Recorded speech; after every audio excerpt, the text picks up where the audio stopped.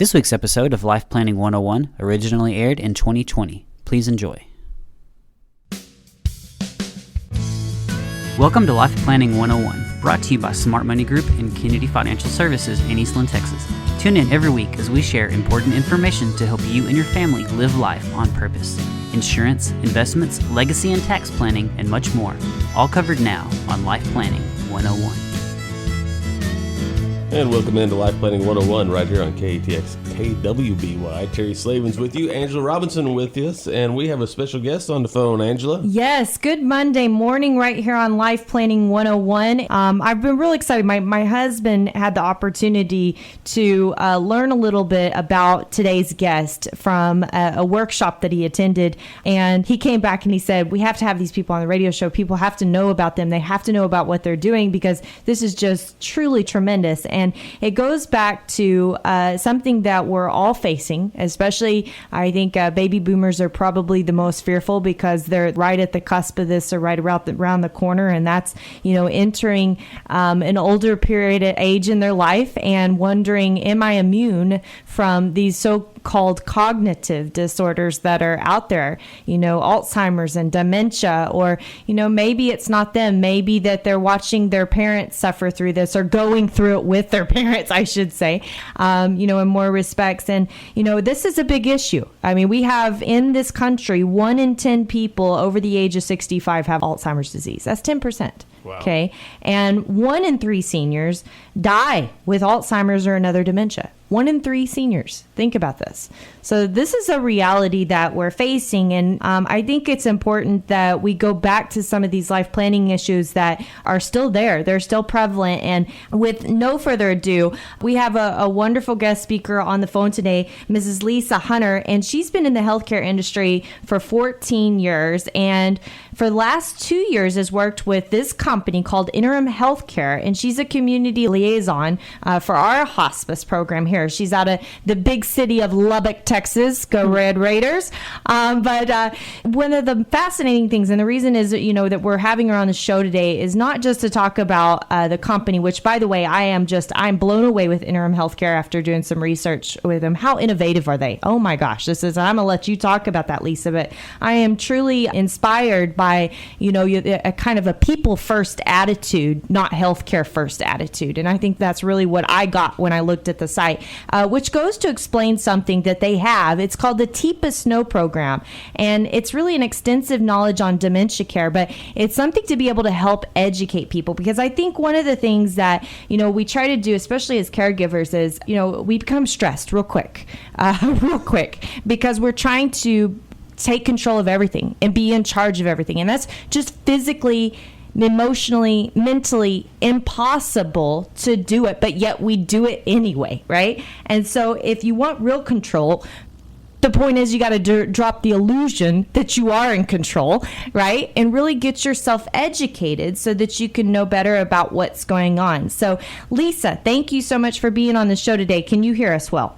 Yes, ma'am, I can. Awesome. Well, we're going to just let you take it away. I know, this is something that obviously you're passionate about. You said you're excited at 8:30 in the morning. So either you've had a lot of coffee or you're just ready to be able to share some great information. But I know this is an area that we're passionate about as well, because we've watched so many families have to go through this. And we ourselves as a family are going through this right now. So thanks again for being on the show. And we're excited to learn so much from what you can teach us about this Teepa Snow program.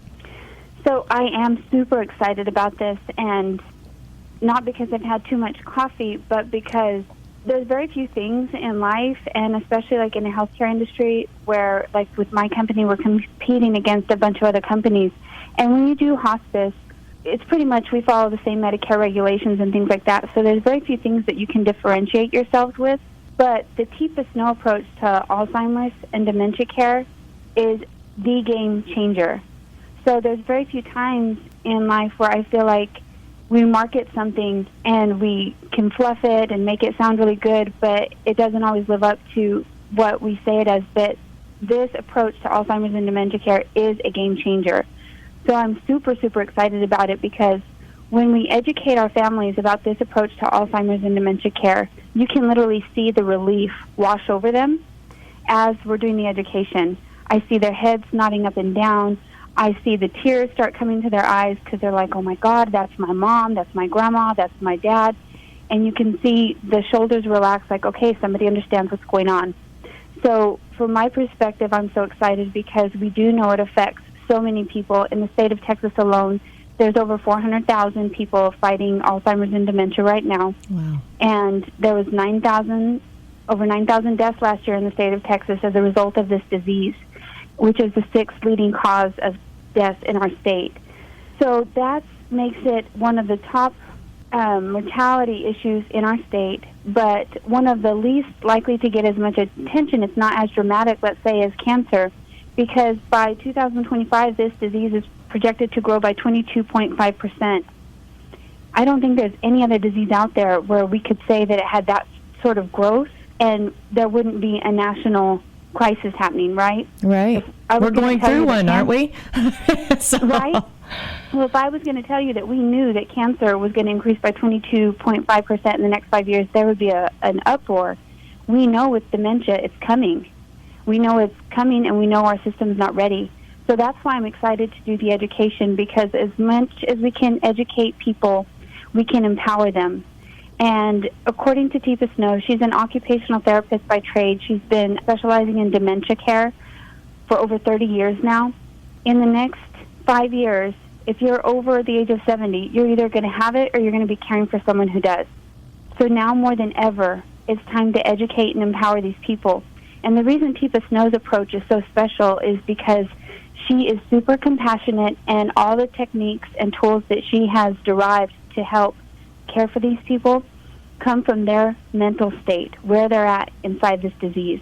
Typically from diagnosis to death or demise, it's about an average of 8 years, depending on what type of dementia you have. If it's Alzheimer's, it's between 4 and 8 years. If it's something like Parkinson's, it can be longer. If it's something like Huntington's, it's much, much shorter. All of those are diseases underneath the dementia umbrella. So I think part of the reason why there's a less sense of urgency, even though this disease is so prevalent, is because they do live a long time. So even though they're alive, their brain is changing. And that's what makes this education so important, because we need to explain to the caregivers that this isn't memory loss, this isn't grandma getting stubborn in her old age, that this is actually brain failure. Her organ is failing, which means from the day of diagnosis till the day she dies, you're going to have to change with her. You're going to be meeting a new mom every year, every 2 years. And the level of care is going to need to change. And in order for that caregiver to not go crazy, then she's going to need support. And that's why it's so important that all companies that are involved with this geriatric population, that we get educated and empowered so that we can then educate and empower the caregivers, because ultimately they're the ones taking the brunt of this. Yes. Well, Lisa, I'm going to cut you off right there because we're excited to be able to hear more about what this program is. We're going to take a quick break right here on Life Planning 101. You're not going to want to miss it. We have Lisa Hunter with Interim Healthcare talking about the Teepa Snow program to help families with those that have forms of dementia, Alzheimer's, and other cognitive disorders, be able to help them get through this very positively and empowering them to have the tools that they need to be able to be great families at the end of the day. And welcome back to Life Planning 101 on this Monday morning. Angela has a special guest. Angela. Yes, we have Miss Lisa Hunter with Interim Healthcare here to join us in talking about dementia care and the Gem State model, which is absolutely phenomenal. You know, I mentioned right at the beginning of the show, one of the things that I loved about what Interim Healthcare does is obviously you are a home healthcare, that is kind of your niche, so to speak, but you've taken such a different approach with the company. It's not just care.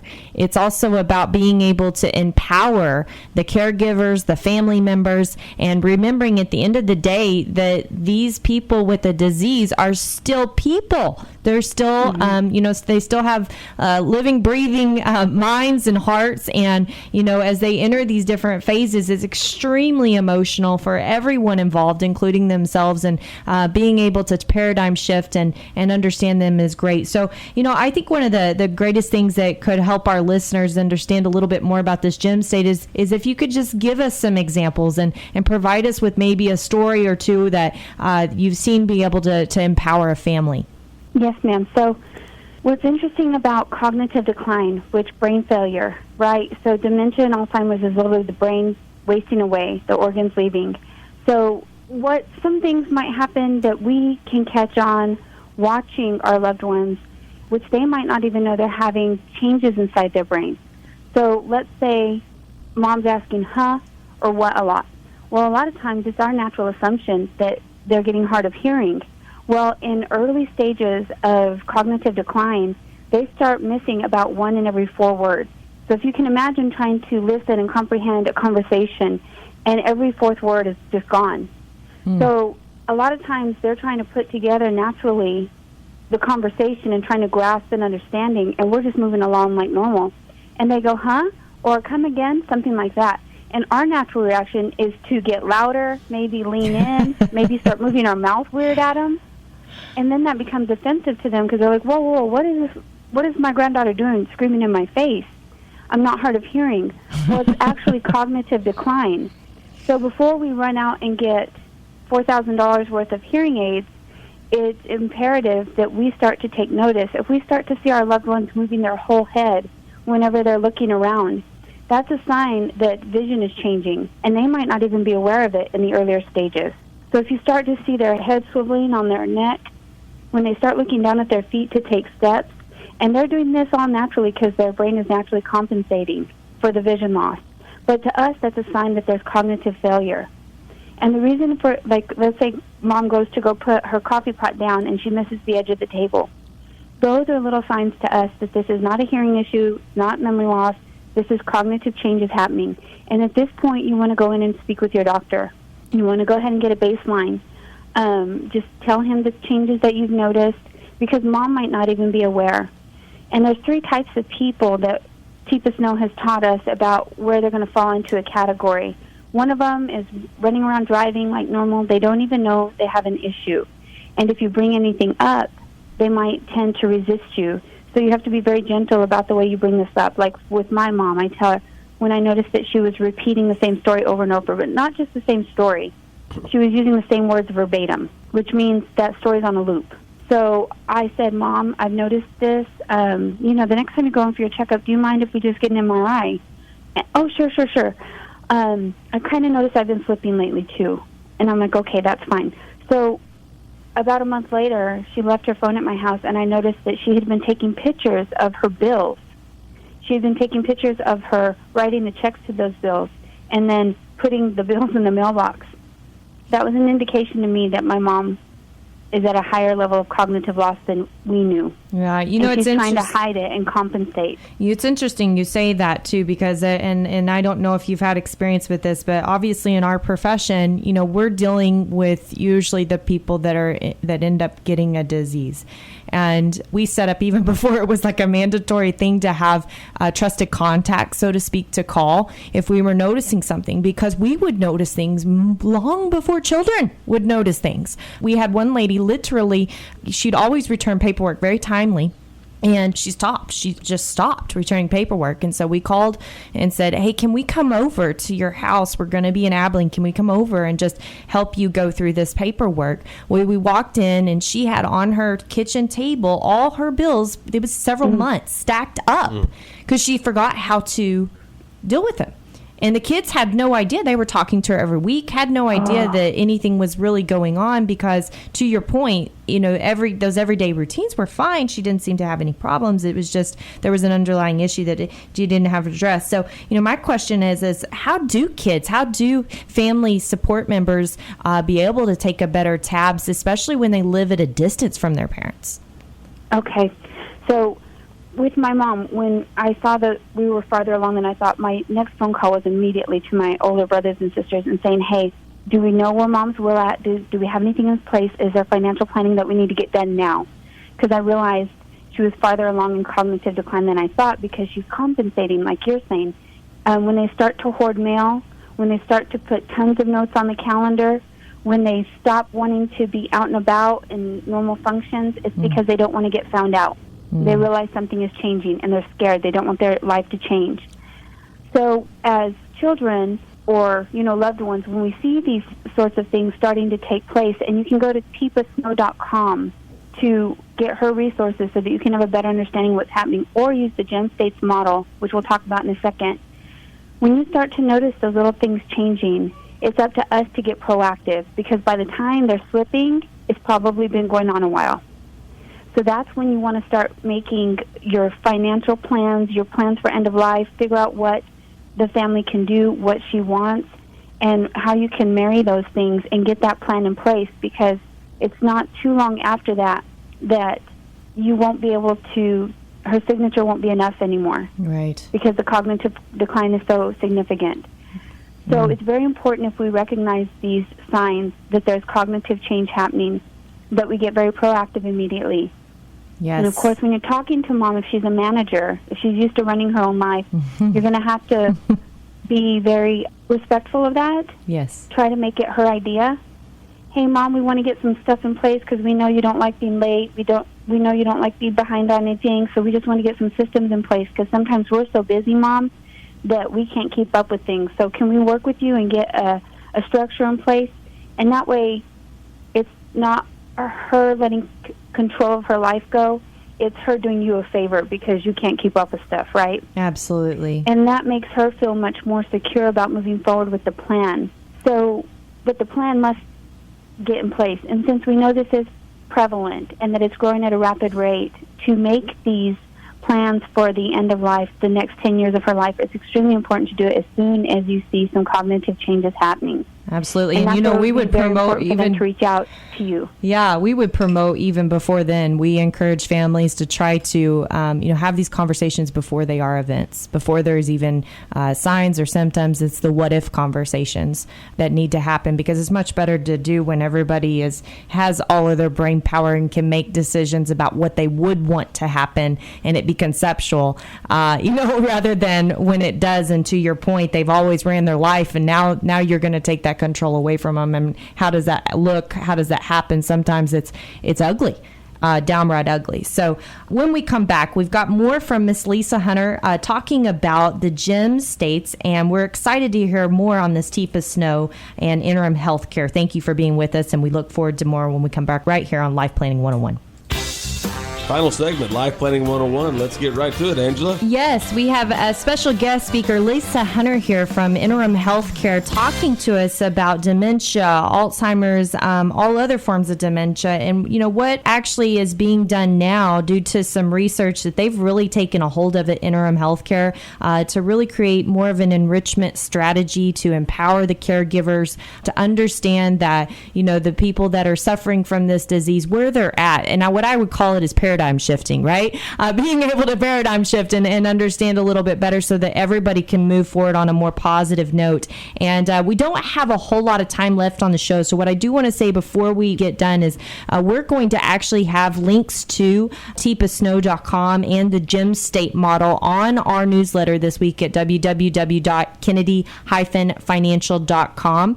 You may want to go ahead and sign up you'll get that newsletter, and that way you'll be able to have that in your inbox with those Gem State models to be able to see these different phases, I suspect, of what dementia actually looks like. Very, very helpful information. Very, very useful.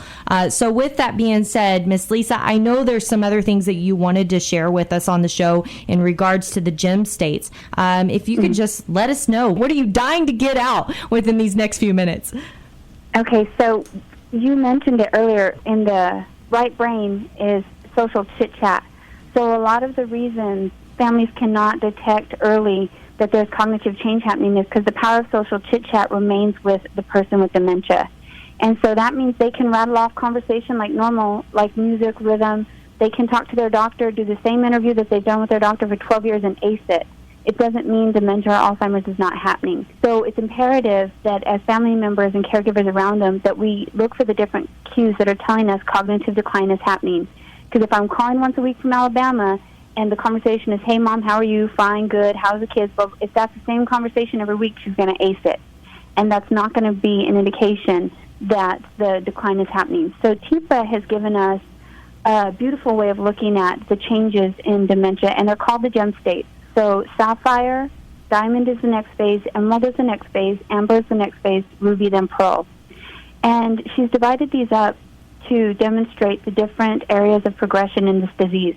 And if you go through these disease states, it's going to show you things to look for and things to notice that tell you your loved one is in cognitive decline. So, for instance, sapphire is the early stages. You're aging normally, and you're maybe struggling to find words, but you're pretty normal, baseline, we'll say that. When you get to diamond, the next stage, your brain is kind of sharp, but you can start to get edgy, hard to deal with. Routine matters a lot. You start to, if I have dementia, I start to focus on my expenses a lot, things that I am afraid to lose control over. When family members start to see this, it's not mom and dad getting mean in their old age, it's them getting fearful. And that's our indication to start doing some more probing. And when we do go to doctor's appointments, to say things to our doctors like, I've noticed some change in behavior, and list out very clearly, because mom or dad might ace that doctor interview. So it's our job to let the doctor know that other changes have been happening so that we can all get a grasp of where this person's at and then make the appropriate care decisions, which is why I love that our company has adopted this, because we are so familiar with these gem states. When I see a person who is in amber stage, who's stuck in time, right? We know exactly how to customize our care to that amber stage dementia person. We know that if she tells us that she's going down the road to open the cattle pen, we don't argue with her. We say, okay, let us go get you your hat so the sun doesn't get you on your way. And then by the time we get back to her, she's forgotten she's going to the cattle pen, instead of arguing with her and making her distraught or distressed because she's stuck in that moment in time. Right. So what these gem states do is they describe where your loved one is at. And what that's going to do is that's going to help you identify where your loved one is at so that you can then make the right care decisions, like you were talking about with financial planning and long-term planning for the end of life, things like that. You're going to do it in sapphire. You're going to be very proactive. You're not going to wait until there's an issue, right? Right. You're going to be proactive and get ahead of the game so that we know that when we are executing the plan, this is absolutely what mom wanted when she was in her right mind. Absolutely. So we can feel confident moving forward. When they start to get to the emerald and amber stage, they're fearful, and it's going to be a lot harder to get things done that you need done in a way that's best for them and that's best for you, the caregiver. Because this is not natural to take on a whole other human's life and your own. No. You need the help, and you need the preparation. I think it goes back, like I mentioned at the beginning of the show, if you want real control, drop the illusion that you have control. Right. Because here's the reality. With a disease like this, you don't have control. You don't have your control if you're the person that has the disease. You don't have the control if you are the family health caregiver, the financial caregiver, whatever it is. You need to be getting resources and help as soon as you can, if you haven't already, so that you can face this head on empowered and be able to move forward for your loved one and for you, so that you can have some sense of still living life on purpose, even through the worst of times. My name is Angela Robinson with Kennedy Financial Services right here in the great town of Eastland, Texas. God bless everyone. Stay happy and healthy and have a great week.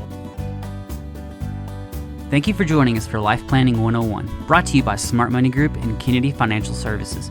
If you have questions, you can email them to lifeplanning@kennedy-financial.com. Don't forget to learn how our sister company can assist you with all of your tax, bookkeeping, and consulting needs. You can find out more at briscoeandassociates.com. Be sure to tune in next week for more Life Planning 101. The opinions expressed herein are those of the firm and are subject to change without notice. The opinions referenced are as of the date of publication and are subject to change due to changes in the market or economic conditions and may not necessarily come to pass. Any opinions, projections, or forward-looking statements expressed herein are solely those of the author, may differ from the views or opinions expressed by other areas of the firm, and are only for general informational purposes as of the date indicated. Securities offered through Calton & Associates Incorporated, a registered investment advisor, member FINRA SIPC. Investment advisory services offered through Smart Money Group LLC. Kennedy Financial Services and Smart Money Group LLC are separate entities and are not owned or controlled by Calton and Associates Incorporated.